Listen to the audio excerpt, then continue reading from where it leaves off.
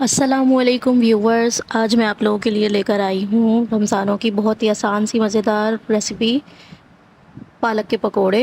अल्लाह ताला खैर व बरकत दे आपके रोज़ी रिज़्क़ में और सेहत व ज़िंदगी में, आमीन। चलिए जी शुरू करते हैं। बिस्मिल्लाहिर्रहमानिर्रहीम। इसमें मैंने एक प्याली बेसन ले लिया था भर के, और उसके अंदर मैं 1 चम्मच नमक डाल रही हूँ, और 1 चम्मच ही इसके अंदर मैं पिसी हुई लाल मिर्च डाल रही हूँ, और 1 चम्मच ही इसके अंदर मैं ज़ीरा डाल रही हूँ। उसके बाद मैंने अच्छी तरह से हाथ धो लिए थे। इसको अच्छी तरह आपने फेंट लेना है, इसको मिक्स कर देना है कि इसमें कोई लम्प्स वगैरह ना रहे, और इसको आपने थोड़ा थोड़ा करके पानी शामिल करना है, और इस तरह की आपने इसकी थिकनेस करनी है। बहुत ज़्यादा ये गाढ़ा ना हो, ना ही बहुत पतला हो, इस तरह हो कि ये हाथ पे से इस तरह लगे।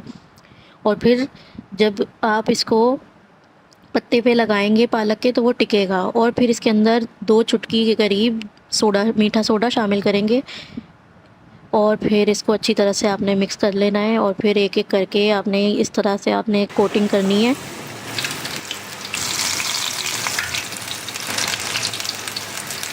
और तेल गरम करके मीडियम फ्लेम पे आपने इसको फ्राई करना है, आपने बहुत तेज़ आंच पे नहीं करना।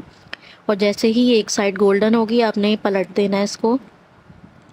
जब आपका बेसन बिल्कुल सही इस तरह से होगा तो इसी तरह के मज़ेदार से क्रिस्पी से और फूले फूले पकोड़े बनेंगे, और अंदर से सॉफ्ट होते हैं, ऊपर से क्रिस्पी होते हैं। लेकिन अगर आपका बेसन मोटा होगा तो वो अंदर से कच्चे रह जाएंगे, और अगर बारीक होगा तो बहुत ज़्यादा कड़ जाता है। तो इतना ही आपने इसका रखना है, जैसे इसके ऊपर बस ठहर जाए बस। और फिर जब आप पकोड़ा बनाएंगे तो बहुत ज़बरदस्त बनेगा। और दूसरी साइड से भी हमने बिल्कुल इसी तरह गोल्डन फ्राई कर लिया है, और दोनों तरफ से सिक गया है। और इसको आप किसी बास्केट में निकाल के इसका ऑयल रिड्यूस करेंगे, और किसी पेपर पे आप इसका ऑयल ख़त्म करके फिर आप इसको अपने बच्चों को और अपनी फैमिली को सर्व करेंगे, और ख़ुद भी खाएंगे। बताइएगा ज़रूर वीडियो आपको कैसी लगी, दुआओं में याद रखिएगा। Thanks for watching the video. मिलते हैं आप सबसे इंशाल्लाह नेक्स्ट वीडियो में, जब तक के लिए अल्लाह हाफिज़।